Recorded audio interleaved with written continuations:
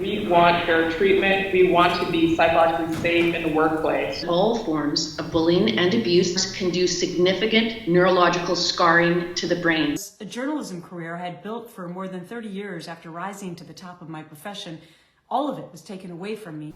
While I was waiting for resolve, they were waiting for me to snap. Section 5A1 of the OSH Act of 1970 requires employers to provide a workplace free from recognized hazards that are causing or likely to cause death or serious physical harm. At one point in time in our U.S. history, there was a voice that stood up for spousal abuse, for child abuse, for domestic violence. Abusive culture is created over time by the choices that the organization makes, who to promote, what policies are created and enforced, and how the company handles reports of abuse. What happens is when the can gets kicked down the road enough, the extreme circumstances become the norm. It's a known fact that bullies love to attack top performers, arguably one of a company's greatest resources. They trigger bullies who fear being viewed in comparison as incompetent frauds. In 2008, toxic workplaces cost organizations $16 billion in related healthcare costs, or almost $23 billion today. The sad reality is that only 20% of teams are considered high performing.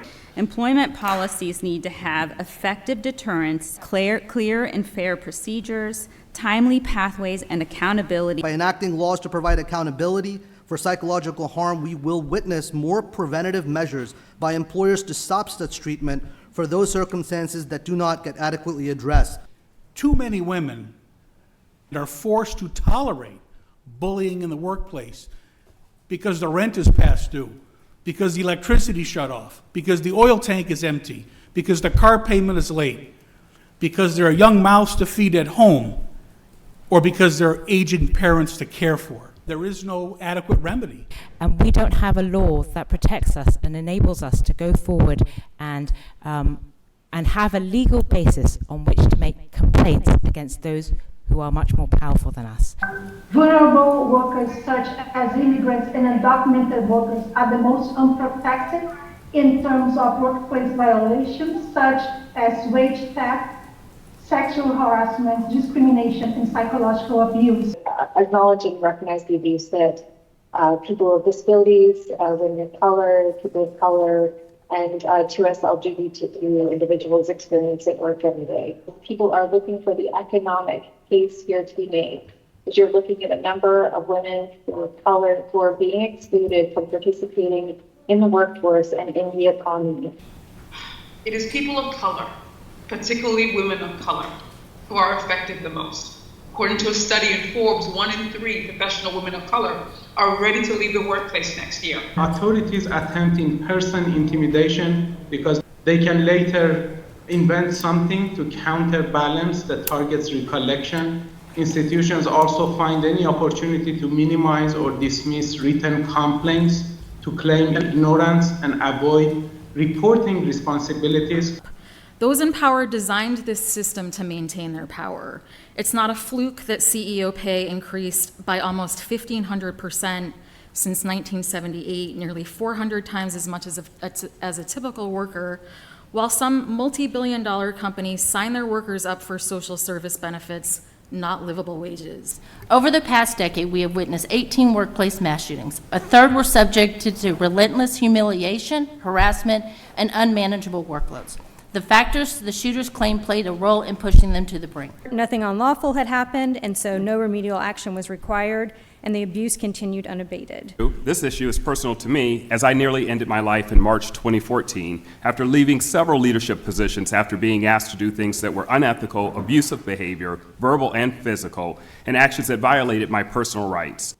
Before they even finished the investigation, Louis Vuitton publicly promoted the perp, which emboldened him to harass me more frequently. They lowered my evaluations, added negative comments, reduced my comp increases, excluded me from projects and events, and warned that they'd be, quote, keeping an eye on me to fire me in a manner intended to publicly humiliate, demean, and punish me, ending my livelihood and possibly my career and trying to destroy me financially. Nurses have a high risk for suicide.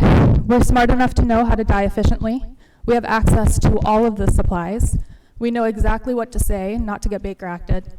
and our mental health is assaulted nearly every shift. Hospitals have never treated us like heroes. They hardly treat us like humans. The investigation found that my treatment was inappropriate, but they did not return me to my physician. The ongoing mental anguish profoundly impacted me, leading me to leave the profession of nursing after 50 years of service.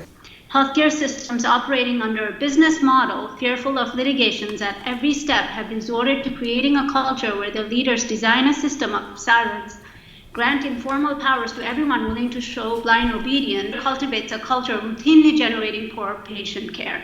I have resigned myself to a diminished, impoverished quality of life. In 30 years, I have managed to scrape together an average annual income of only about $20,000 and accumulated about $300,000 in debt. The targeted retaliation began immediately. When I told them I saw the bullying for what it was, Nita's full chain of command suddenly asserted that I was no longer a good fit. A baseless 2-week intensive probationary period began as a means to create just cause to fire me. My husband died from opioid and alcohol as a result of secondary trauma. He left behind 4 offspring, and they're suffering to this day. She was diagnosed with PTSD. This is damage to your brain you get in wars.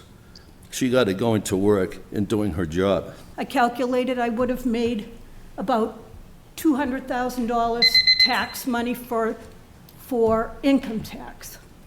Instead, it cost the government about $200,000, as I am now disabled. I went from being a successful and confident professional to someone completely broken. I was sexually assaulted by a soldier on the weekend while I was working by myself, and I was terrified to report due to my supervisor's abuse. I earn about a third of what I used to earn, and I'm never going to recover from the financial losses. I knew in my heart I was headed to the hospital and or the cemetery. Me before, this is me after. The principal was constantly berating me for anything, any tiny thing I did. The retaliation was too much, I could not bear it. Not the problem of the bully, but the administration and right now the American government, because a lot of other countries have already enlisted laws to prevent workplace mobbing and bullying.